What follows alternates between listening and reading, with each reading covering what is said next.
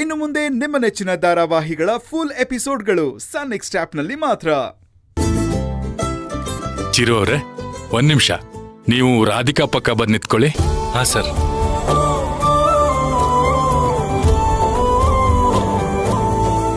ನಿಮ್ಮ ಮದುವೆಗೆ ನನ್ನ ಕಡೆಯಿಂದ ಒಂದು ಕಿರು ಕಾಣಿಕೆ. ಅಯ್ಯೋ ಸರ್, ಇದೆಲ್ಲ ಯಾಕೆ? ನೀನ್ ಮಾಡಿರೋದ್ರ ಮುಂದೆ ಇದೆಲ್ಲ ಏನೇನೂ ಅಲ್ಲಮ್ಮ.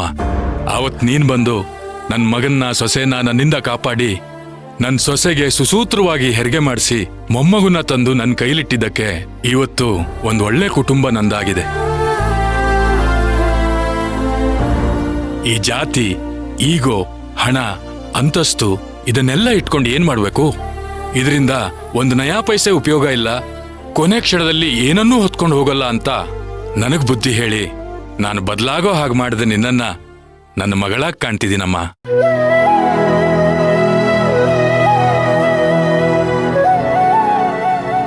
ಅಮ್ಮ, ನೀವು ಇಂಥ ಮಗಳನ್ನ ಹೆತ್ತಿದ್ದಕ್ಕೆ ಎಷ್ಟು ಗರ್ವ ಪಟ್ರು ಕಮ್ಮಿನೇ. ನನಗೆ ಇನ್ನೊಂದು ಜನ್ಮ ಅಂತಿದ್ರೆ ರಾಧಿಕಾ ಅಂತವಳೆ ನನ್ನ ಮಗಳಾಗ್ ಹುಟ್ಲಿ ಅಂತ ನಾನು ಆ ದೇವ್ರತ್ರ ಕೇಳ್ಕೊತೀನಮ್ಮ. ಯಾವಾಗ್ಲೂ ನನಗೆ ಈಗೋನೇ ಮುಖ್ಯ ಅಂತ ಹೇಳ್ತಿದ್ದೆ. ಆ ಗುಣನ ಬದಲಾಯಿಸಿದ್ದೆ ರಾಧಿಕಾ ಅಮ್ಮ. ಇವಳಿಗೆ ನಾನು ಜೀವನ ಪೂರ್ತಿ ಋಣಿಯಾಗಿರ್ತೀನಿ.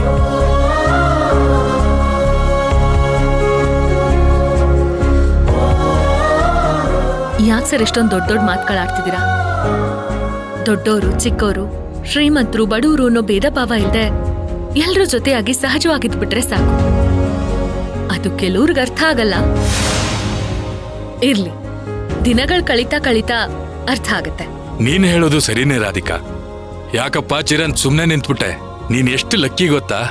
ರಾಧಿಕನ್ ತರ ಹೆಂಡತಿ ಸಿಕ್ಕಿರೋದು ನಿನ್ ಪುಣ್ಯ ಅಂತ ತಿಳ್ಕೊ.